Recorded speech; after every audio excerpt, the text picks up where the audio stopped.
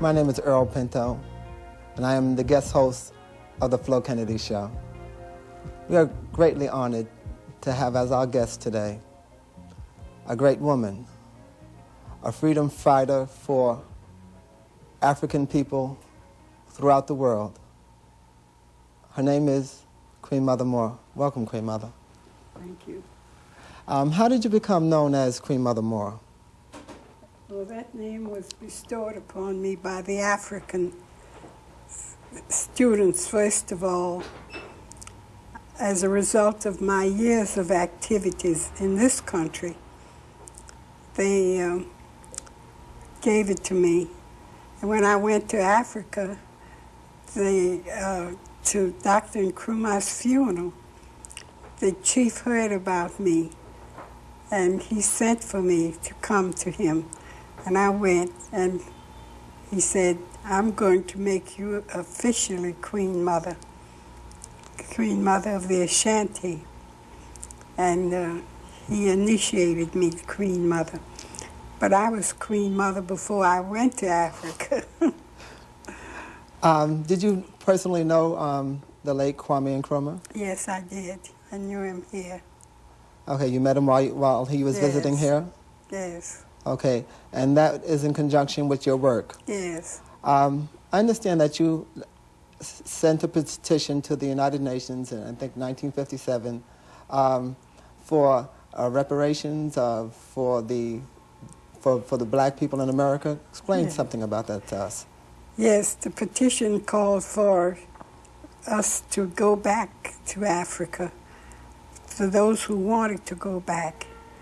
And for those who wanted to stay here, there had to be certain indemnity given for the people who wanted to stay, the people who wanted to go. What kind of indemnity? Well, I was asking for $200 billion. $200 billion to indemnify? Yes, for the injury that we have received. The injury as a result of our enslavement. Okay, that's for our 400 years of enslavement? Yes. As reparations, we requested $200 billion. Yes. Yeah. Okay, when you sent this petition to the United Nations, what kind of response did you get?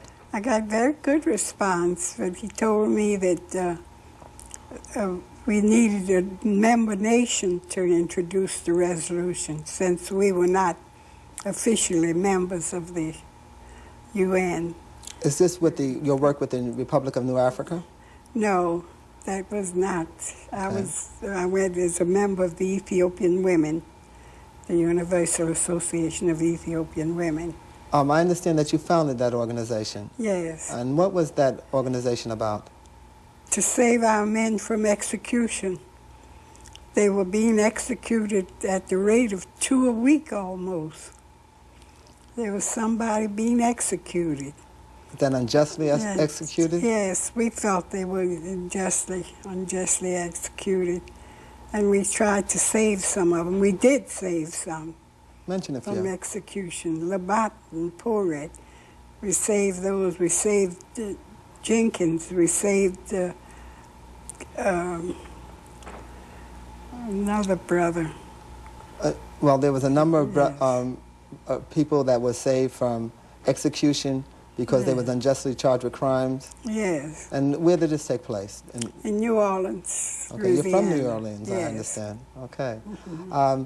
And then you also worked with Marcus Garvey. Yes. Tell us first something about Marcus Garvey. Well, I was first brought into the Marcus Garvey movement by the fact that I understood that he was to come and speak to us in Louisiana. Mm-hmm. And we went to the meeting, and lo and behold, he didn't come. And we heard that the mayor refused to allow him to come. So we were very incensed about it and got a delegation to go see why. And then it was guaranteed that Marcus Garvey would come the next night. And the hall was packed with people. And everybody went with ammunition. They had guns? They had guns. Everybody had guns. Blue Steel, Smith & Wessons, German Lugers. had plenty German Lugers because, you know, the war it was boys from the war and everything. Okay. And I had 2 guns with me, and they all had guns and ammunition, a bag of ammunition. Everybody had what you call a suitcase today. We used to call satchels. What was all this? Ammunition. Why were you so armed? Because we was afraid the police would stop him from coming again. Okay. And we wanted to protect him. And so we went. 3,500 people was in that hall.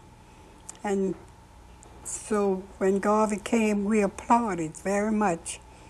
And he said, "My friends, I want to apologize for not speaking to you last night, but the reason I didn't speak to you is because the mayor permitted himself to be used as a stooge by the police department to prevent me from speaking to you." And when he said that, the police jumped up and said, "I'll run you in." And when the police did that, everybody jumped up on the benches. We had benches then. And took out their guns straight up. The guns were straight up in the air. "Speak, Garvey, speak." And Garvey said, and as I was saying, and he went and repeated himself, and the police filed out of there like little puppy dogs with their little tails between their legs.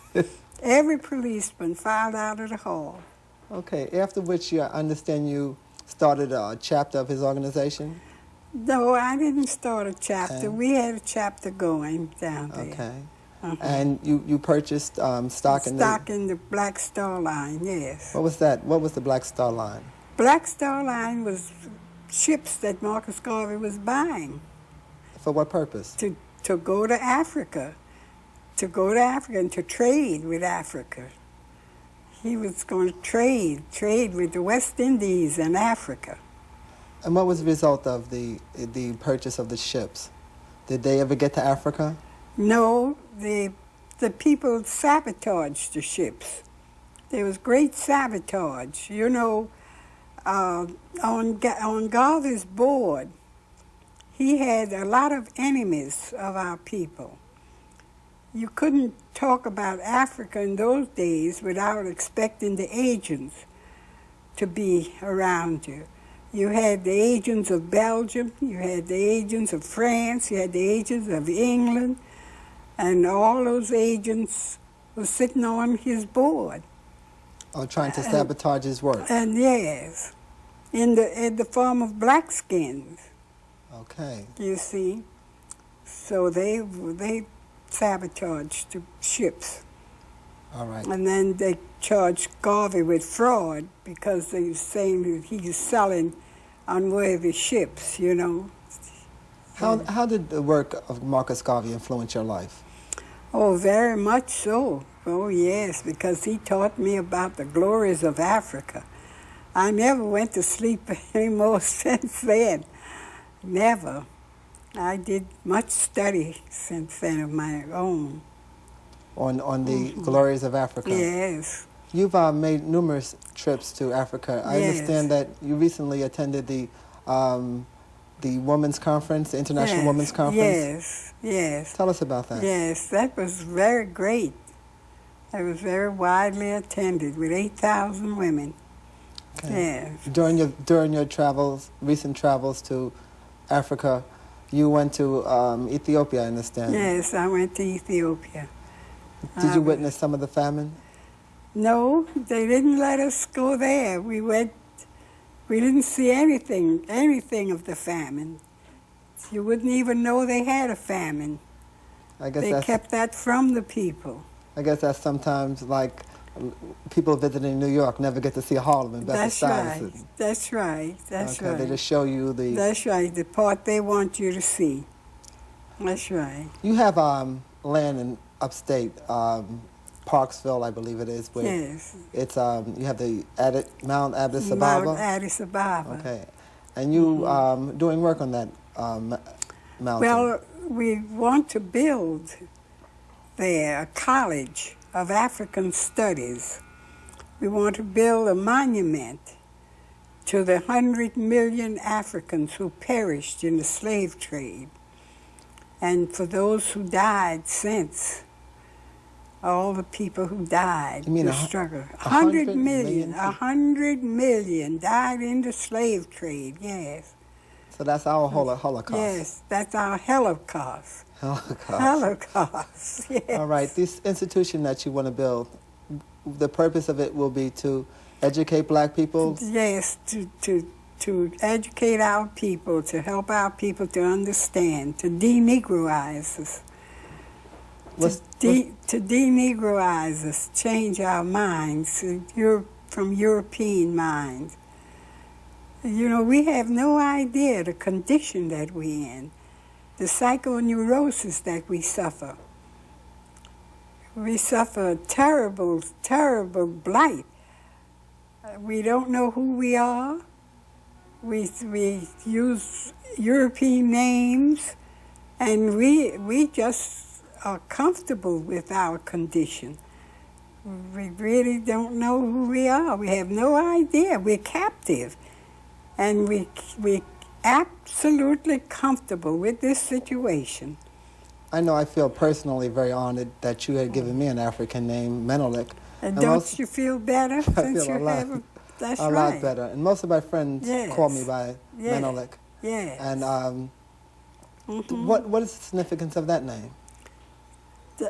That name is meant, it's great. It's an Ethiopian name. Okay. You're working with Mount Addis Ababa, and you're going to erect a monument to commemorate the 100 million blacks that had died? Africans. Africans. Yes, Africans, yes. Okay, you have an organization that's working with this effort? Yes. They perished in the slave traffic. Okay. What are some of the other works, things that you're personally involved in presently? Well, that's mostly what I'm taking up with now, trying to build that monument and trying to build the institute. The institute? Yes. That's the school? Yes. You once told me that you were fighting for the freedom of Lizzie Williams? Oh, for Lizzie Williams, yes. Lizzie Williams, bless her heart, she's so dear. She just sent me a Christmas card with $5 in it. She's so wonderful. She was sentenced? She was sentenced to 218 years in prison. She's in her 70s. Why was she sentenced? For perjury in Alabama. For perjury. Her boyfriend stole 2 chickens, and she swore that he was with her. And they charged her for that, for lying, you know, that he was with her instead of stealing the chickens, and then charged her with accessory to the crime. I understand that you was instrumental in breaking Jim Crow in the baseball league. Yes. You know, at one time there was Jim Crow in the league that blacks couldn't play. And the people, especially the Jewish people, was fighting Jim Crow in the big league. And they asked me to head the committee to fight Jim Crow in the big league. And of course, I was a Negro then. I used to be a Negro. And everything sounded good to me. The Negro fights Jim Crow and that kind of thing. And I fought Jim Crow. And I didn't realize what I was doing. If I hadn't been a Negro, I wouldn't have fought to get a Negro in the big league. I wouldn't have did that. I would have fought to get a team in the big league. One of our baseball team, we had great teams. I dismantled the teams. My work dismantled the teams. We had neighborhoods where our ball games would play, and the children was happy, and the old ladies was selling pies and things at the ball games, and children was shining shoes, and We had hotels, and it was something when they had a ball game in town. But all of that's dismantled. All of that, there's no more hotels or anything. You see, Jim Crow has done away with all of that. Excuse me. I would like to reintroduce our guest. Our guest today is Queen Mother Moore. This is the Flo Kennedy Show. Queen Mother, you said that you were a Negro at the time, and you wished to, and you wanted to, you wished that you had put teams instead of individuals into the league. Was you instrumental in getting Jackie Robinson into the league? I was interested in breaking Jim Crow, and yes, Jackie came as a result of that. And Statue Page and all of those people, I didn't know them, but they all was employed as a result of breaking Jim Crow in the big league. That's right. Your work with the Universal Association of Ethiopian Women resulted, I understand, in putting welfare recipients back on the roll. Oh, the welfare dismissed 23,000 families from the roll, put them off, white and black, mothers with illegitimate children, just threw them off. Sent the mothers letters saying, this is your last letter you're going to receive. The last welfare you got, the last one, is the last one you're going to get. Not the next one you're going to get, but the last one you receive. The one you've eaten up is the last one you're going to get. That's hard. That's right. And told the Red Cross, don't help these people. They're illegitimate and they're not entitled to help. Told the Charity Hospital not to help them. Told the Salvation Army, don't give them a thing because they're not entitled. So the mothers had nowhere to go.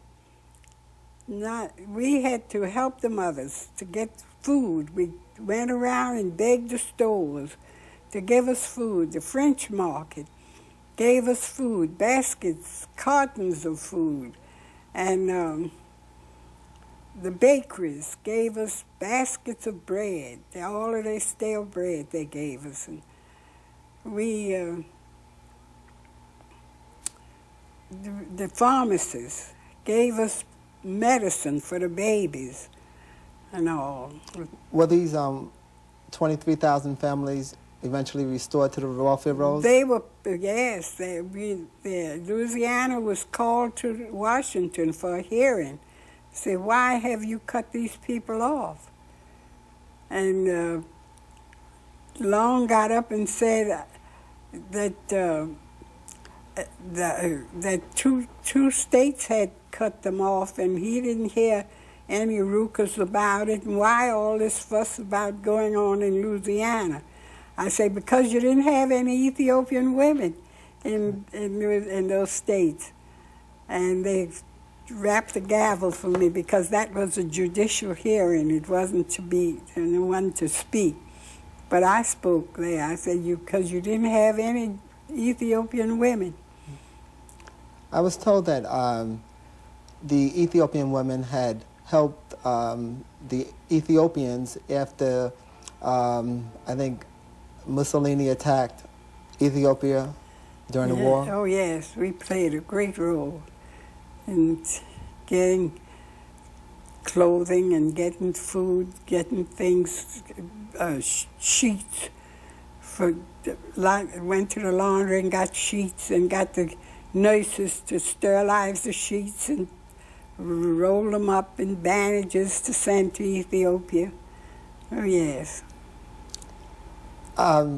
Did the supplies reach Ethiopia? I don't know. Okay. I don't know. Did you ever meet the emperor at the time? I've never met the emperor personally, but I've seen him a lot of times. Okay. Mm-hmm. Yeah. What is your work now is with the monuments, you said, and you want to push forth the idea of building a monument on Mount Addis Ababa. Yes, it's absolutely necessary. It's very necessary for our people to understand that we must build that monument to those millions, 100 millions who perished during the traffic of slavery. Is this monument going to be a physical building? It's Is it going to be a school, a college, a big, everlasting monument. Yes. And we're going to have African students to come and attend this school too. I was in a library not long ago, and I saw your picture in the main library at 42nd Street in New York. What was that about? Well, the Schlesinger sent throughout the country. They gathered pictures of the outstanding women, the most militant women, the women who have made the greatest contribution, over 70 years old. They had to be over 70. How old are you now? Yes, I'm 87. 87. Right. Yes, I'm 87. And these women were over 70 years old? Yes, they had to be over 70 years old. And I was one of the 10 outstanding women that they had in the country. And they made my picture. That was a great honor. Yes, it was. It's very great. And they put it in the library. Okay, and also in the... on 42nd Street and in the Schomburg Library. And I think there was a meeting there at the Schomburg also commemorating the women who were selected. Yes. We have not much time left in this program. And would you be able to sum up what you think a message, let's say for black youth or Africans, that would help them in knowing themselves and being a contributor to their race? Yes, well, I think the most important thing is to study and to find your name, who you are, to get a name for yourself. You have to get a name. Don't go through life with a European name. You've got to put down that name. Just take a name. Just take an African name and name yourself. And learn who you are. That's How would you suggest that a young person go about that? Well, you got to look yourself in the mirror. Who are you? Who are you? Most of our people don't know who they are. They don't know. They're thinking European. They don't have a mind of their own. They got to get their right mind back. They can't think. They can't think. I don't care if you have your PhD. Don't tell me you've gone to the best colleges. The best college didn't give you your identity, didn't give you a national identity at all.